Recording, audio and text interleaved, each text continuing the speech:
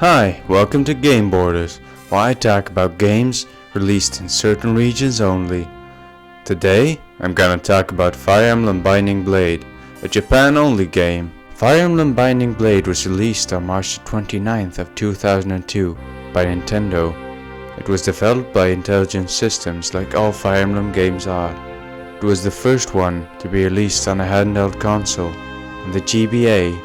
It's the 6th game in the series and the last one to see a Japan-only release until the remake of Mystery of the Emblem for the DS. Fire Emblem Binding Blade was not released in the West, since only its sequel was made for a Western audience after the success of Marth and Roy in Smash Bros. Melee.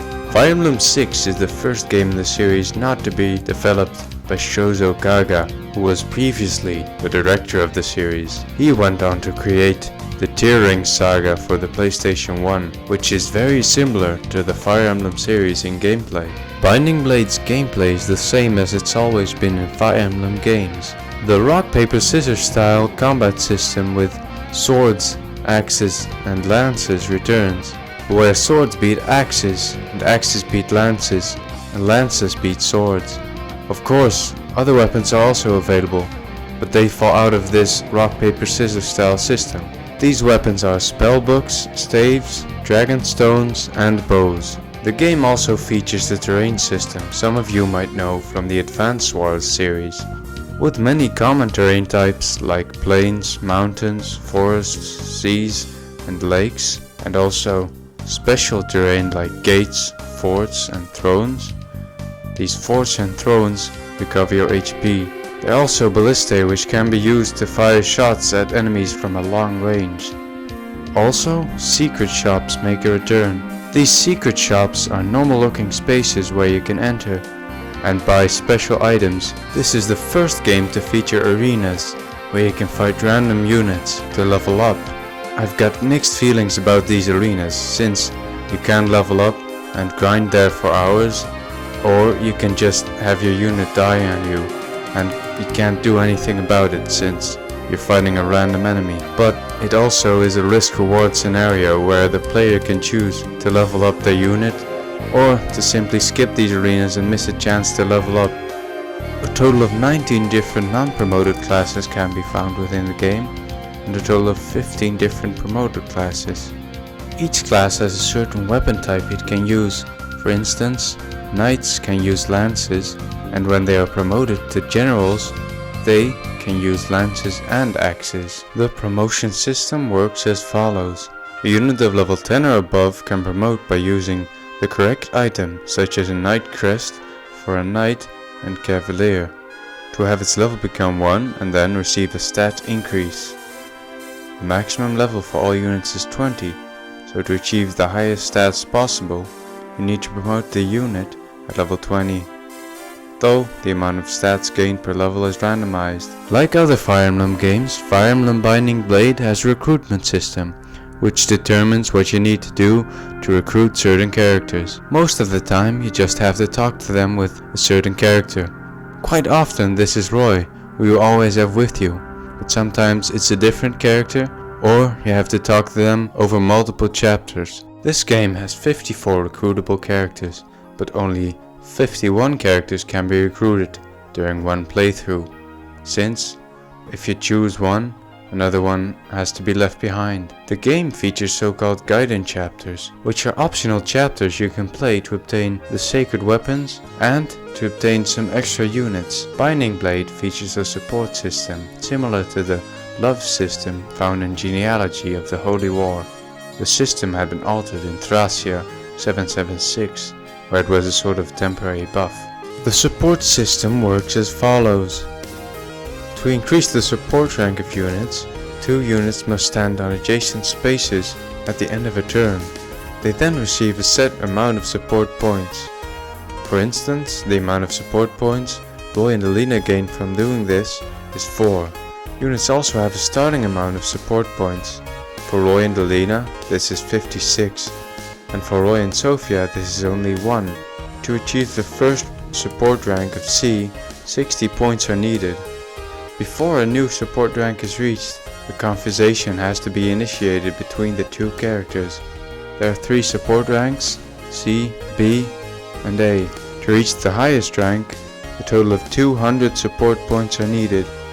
A stat increase characters gain from the support rank they have is determined by both characters' affinity. The affinities are Fire, Thunder, Wind, Ice, Dark, Light, and Anima. The support system is pretty good since it adds optional character development to your units. A problem I do have with the system is that it's not transparent. You don't get any tutorials or explanations. You might not even know it's in the game if you don't look it up. Another problem I have with the system is that it doesn't make a lot of sense to put 2 units next to each other most of the time. It doesn't give you any tactical advantage at all. The story of Binding Blade is centered around an event called the Scoring. This was when the humans wiped out all dragons after a great war where the humans invaded the dragon's land. We follow Roy, son of Eliwood and soon to be leader of Fire, as he tries to protect his own land from being invaded by Burn and helping those around him. Roy's adventure takes place 1000 years after the Scoring. The continent where this story takes place is called Elive. There are many different nations on Elive. In the west, the most developed nation is Etruria. This country was founded by Saint Elemen, one of the 8 legendary heroes who defeated the dragons during the Scoring. The Saint Elemen Church is based here.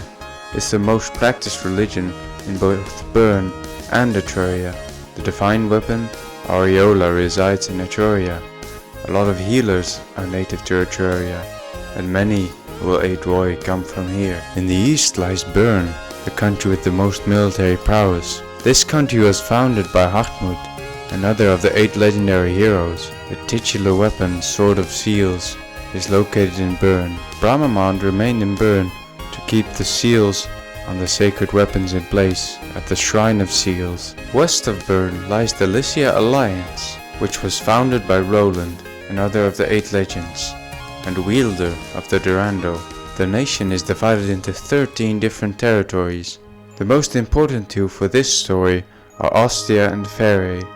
Ostia is ruled by Hector, the father of Lilina, Roy's friend, and Fere is ruled by Eliwood and later by Roy. Ilia, the country in the northeast, has a snowy climate, which makes it difficult to farm on the land. That's why many of the people here are mercenaries. The country was founded by Baragan, one of the 8 legends and wielder of Maltet. Sake, which lies in the east, was founded by one of the 8 legends, Hanon, wielder of the divine weapon Murglais.